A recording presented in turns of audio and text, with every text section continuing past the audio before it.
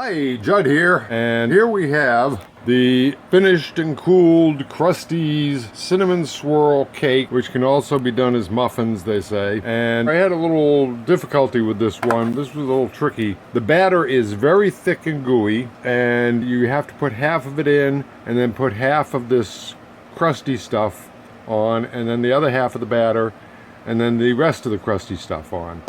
The problem was the batter is very, very thick and gooey, and I overestimated what half was. So my bottom layer, I used much more than half. And the second problem was the sprinkle on stuff that you're supposed to sprinkle on does not sprinkle. It's very clumpy, like brown sugar. So this is not right, but we're hoping it'll taste good anyway. Variations in the recipe, it said to add a quarter cup of water.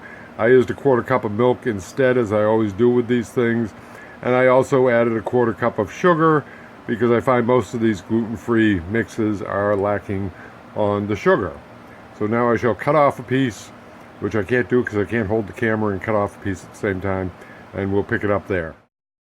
Okay, first thing you can see is the swirl didn't get into the center of the thing like it should. There's a little bit in there, bits and pieces, but I already explained why that happened. And the second thing was to try it, and I forgot to turn the video on. So I've already tried it, and it's really nice.